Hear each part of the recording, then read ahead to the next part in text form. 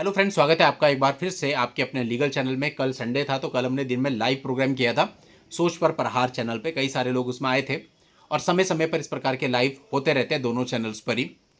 अब देखिए दोस्तों, आज जो मैं टॉपिक लेने वाला हूं ना, ये टॉपिक बहुत पुराना है और उसकी वजह से क्या है कि कई बार पुरानी जो चीजें होती हैं या जिस पर कम वीडियोज बनते हैं वो चीजें नए लोगों को पता ही नहीं चल पाती कि ऐसा भी कुछ होता है, ऐसा भी कोई प्रावधान है। क्योंकि हमें याद है जब हमने 2020-21 में इस पर वीडियो बनाया था, उस वक्त इस पर कोई वीडियो था ही नहीं और उस समय इस पर बहुत काम हुआ, बहुत सारे लोगों ने इसका फायदा भी उठाया। लेकिन अब बहुत सालों से इस पर कोई चर्चा ही नहीं है, कोई पूछता भी नहीं है, कोई बताता भी नहीं है। तो आज ये टॉपिक मैं उठाने वाला हूं उन सिनेरियोज में जहां आपके मामले शुरू होने वाले हैं। मतलब पत्नी भी आपके घर पे ही रह रही है, लेकिन उसकी हरकतों से या फिर उसके परिवार वालों की तरफ से आई हुई धमकियों से या किसी अन्य वजह से आपको ये अंदेशा हो जाता है कि पत्नी की तरफ से कुछ ना कुछ गड़बड़ होने वाली है, या फिर पत्नी आपके घर से चली गई है, सामान लेके सारा चली गई है, जिससे आपको अंदाजा हो गया है कि भैया अभी वापस लौटने वाली नहीं है। या फिर वहां जाने के बाद कुछ चीजें ऐसी हो रही है जिससे आपको अंदाजा पड़ गया है कि आपके ऊपर केसेज होने वाले हैं। अब ऐसे में क्या करें? ऐसे बहुत सारे लोगों के अभी भी एक सवाल तो होता ही है जो जनरल होता है कि सर मैं अपने बचाव के लिए क्या करूं कि वो अपनी एफआईआर दर्ज ना करा पाए। देखो बहुत सिंपल बात है, ऐसा कोई बचाव नहीं होता कि वो अपनी एफआईआर ही दर्ज ना करा पाए। किसी को भी आप थाने जाने से नहीं रोक सकते, किसी को भी आप कोर्ट जाने से नहीं रोक सकते, चाहे उसके तथ्य सही है चाहे गलत है, वो फैसला तो बाद में होता है। पर ऐसा कोई कानून नहीं है कि आप किसी को रोक दो कि वो मेरे खिलाफ थाने ही ना जाए। लेकिन अपनी सेफ्टी के लिए आप क्या कर सकते हो, ये मैं आपको बताना चाहता हूं। अब आपने क्या करना है, देखो जो कुछ भी आपके साथ हुआ है पहले तो आप उसका एक वर्जन बना लो। अब लोग जनरली क्या करते हैं या उनको क्या सलाह मिलती है कि जो आपके साथ हुआ है आप पुलिस को एक कंप्लेंट दे दो, एसएसपी साहब को दे दो, एसपी साहब को दे दो, डीएसपी साहब को दे दो, और लोग वही कर देते हैं और उसी कंप्लेंट से बाद में फंस जाते हैं। कारण क्या होता है, वो इनिशियल कंप्लेंट होती है, एज ए लेमैन आपने लिखी होती है, आपको टेक्निकल चीज़ों का पता होता नहीं है, बाद में वही टेक्निकल चीज़ें गले की फांस बन जाती हैं। तो इसलिए कभी भी इस तरह की एप्लीकेशंस आपको खुद से लिख करके नहीं देनी चाहिए।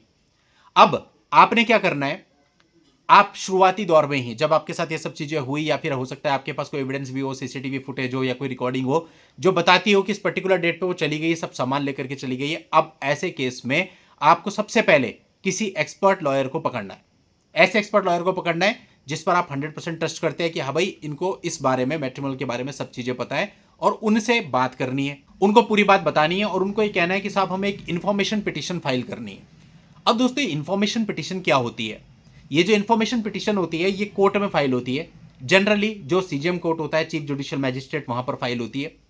अब ये होता क्या है, इसके अंदर आप एक पिटीशन बनाते हैं और एक सूचनार्थ मैजिस्ट्रेट साहब को आप देते हैं जो कि प्रॉपरली रजिस्टर्ड होती है, जिसमें एक केस नंबर फाइल होता है, लेकिन दूसरी पार्टी को कोई नोटिस नहीं जाता, केवल वो आपने सूचनार्थ वहां पर दे दी और वो रजिस्टर्ड भी हो गई। उसके बाद आपने उसकी एक सर्टिफाइड कॉपी ले ली। अब अगर पत्नी कुछ भी करती है फ्यूचर में आगे जाकर के, तो आप कम से कम उस सर्टिफाइड कॉपी को यूज कर सकते हैं लोअर कोर्ट से लेकर के ऑनरेबल सुप्रीम कोर्ट तक, कि मैं तो पहले से कह के चल रहा था कि मेरे ऊपर ये सब चीजें करने वाली है और मैंने कुछ एविडेंस का हवाला भी वहां पर दिया था। ये आपकी सेफ्टी के लिए, और जो कुछ भी हो सकता है वो उस पिटीशन में कवर अप किया जा सकता है। लेकिन अब ध्यान रखने की बात यह है कि जो वर्जन आप एज ए लेमैन लिखते हो उसको एज इट इज उठा करके उस पिटीशन में नहीं डाल देना है, फिर तो गड़बड़ हो जाएगा। उसको प्रॉपर लीगल एस्पेक्ट्स के अकॉर्डिंग ड्राफ्ट किया जाएगा, यानी जिस तरीके से एक केस बनाया जाता है उसी तरीके से उसकी ड्राफ्टिंग की जाएगी। प्रॉपर लॉयर के द्वारा, एक अच्छे लॉयर के द्वारा उसकी ड्राफ्टिंग की जाएगी। उसके बाद आप उसको फाइल करेंगे, उसके बाद आप उसकी सर्टिफाइड कॉपी लेंगे, तो फिर वो आपको यूजफुल होगी हर जगह पर। अब ये जो है ये थोड़ी सी डिफरेंट हो गई पुलिस से, क्योंकि पुलिस एंड पे जो आप कंप्लेंट देते हो पुलिस आपको रिसीविंग नहीं देती अधिकतर मामलों में, उस पे कार्यवाही तो अधिकतर होती ही नहीं है, रिसीविंग आपको मिलती ही नहीं है। एट द एंड आप क्या करते हो, पुलिस को मेल कर देते हो और वही मेल की कॉपी आप लगाते हो। अब आप इस पिटीशन को प्रॉपरली बना लोगे, इसकी सर्टिफाइड कॉपी निकाल लोगे, तो इसकी जो सर्टिफाइड कॉपी होती है उसको आप हर जगह पे यूज करोगे। अब दोस्तों ये सर्टिफाइड कॉपी आपको हर जगह काम आएगी क्योंकि एक प्रॉपर कोर्ट डॉक्यूमेंट है और इसको डिनाई भी नहीं किया जा सकता। इसकी जो आपके पास रिसीविंग यानी जो कॉपी भी है वो भी प्रॉपर एक सरकारी कॉपी है, तो ये काफ़ी यूजफुल होता है। जो पुरानी धारा थी सीआरपीसी उसके 39 में ये प्रोविजन हुआ करता था, बीएनएसएस में ये चेंज हो गया होगा, वो देख लेंगे। लेकिन इसके साथ साथ इसकी बहुत सारी लिमिटेशंस भी हैं। यानी अगर आप इंफॉर्मेशन पिटीशन को फाइल करते हैं तो सबसे पहले आपको इसके सेक्शन को 39 सीआरपीसी को और इसके इक्विवेलेंट जो सेक्शन बीएनएसएस में है उसको प्रॉपर्ली पढ़ना पड़ेगा, ताकि आपको इसकी लिमिटेशंस का पता चले और उस लिमिटेशंस में रहकर ही आपको इसको ड्राफ्ट करना पड़ेगा। इसलिए यहां पर एक एक्सपर्ट लॉयर की भूमिका बहुत महत्वपूर्ण हो जाती है।